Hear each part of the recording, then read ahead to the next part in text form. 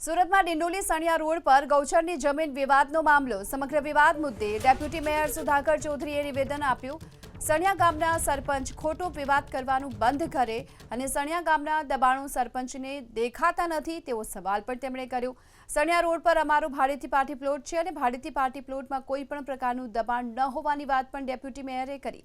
સરપંચની મંજૂરીથી પાયલ નાખવામાં આવી અને સરપંચ જસપાલ સોલંકીની મારા પુત્રો સાથે ગેરવર્તણૂક હોવાની વાત ડેપ્યુટી મેયરે કરી.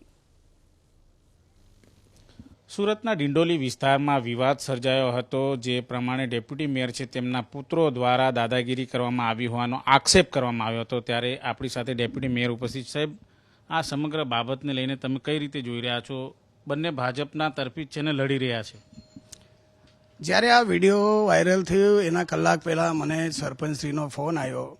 તે વખતે જે સુરત મહાનગરપાલિકા હદ વિસ્તારમાં જે બનાવ બનેલો, 4 દીકરાઓ જે એક્સપાયર થયા, એ બનાવમાં મેં મેડિકલ કોલેજ હાજર હતો PM રૂમ પર. તે વખતે સરપંચશ્રીનો ફોન આવ્યો અને મને જાણ કરી. મેં સરપંચશ્રીને કીધું કે આપણે અત્યારે હું મૈયતમાં છું, સાંજે આવીને આપણે ચર્ચા કરશું, એનું જે હશે નિરાકરણ કરીશું.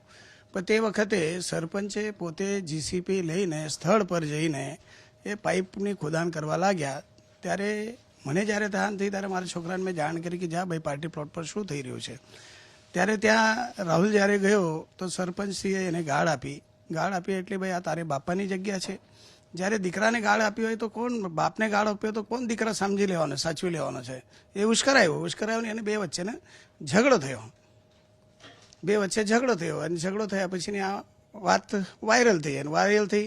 એ સરપંચશ્રીનું કેવું છે કે ભાઈ મારી ગૌચરની જગ્યા છે, પણ હું તો તમને મીડિયાના માધ્યમથી બધા જ મિત્રોને જાણ કરું છું કે જે જગ્યા અમે ભાડેથી લીધી છે એ જગ્યા પર અમારો સ્ટ્રક્ચર છે.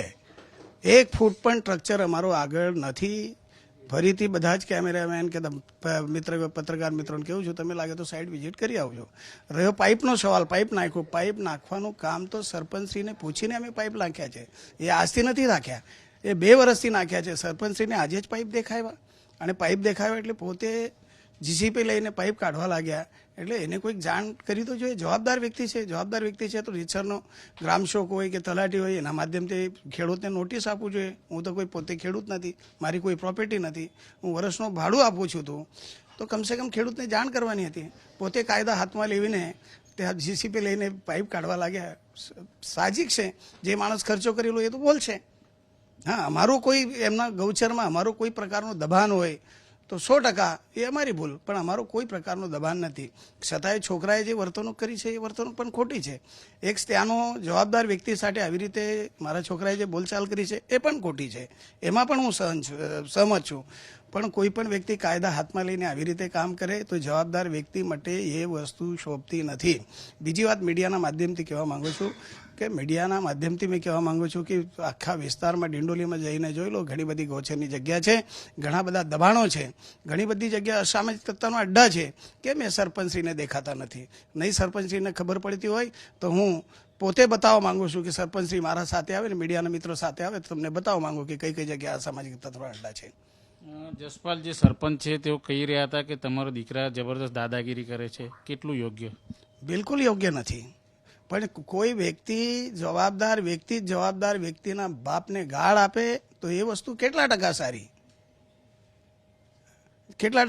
એટલે કોઈ બી દીકરાના બાપને કોઈ બી ગાળ આપે તો છોકરો, સાહજિક વાત છે, એ તો ઊંધી વાત કરશે જ.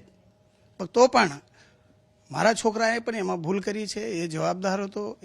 એનાથી ભલે ભૂલ થઈ, પણ મારા છોકરાથી જે ભૂલ થઈ છે એ મને પણ યોગ્ય લાગ્યું નથી. સાહેબ, તમે પણ BJPના છો, ડેપ્યુટી મેયર, સરપંચ છે જસપાલ, એ પણ BJPના. ક્યાં સુધી લડતા રહેશો?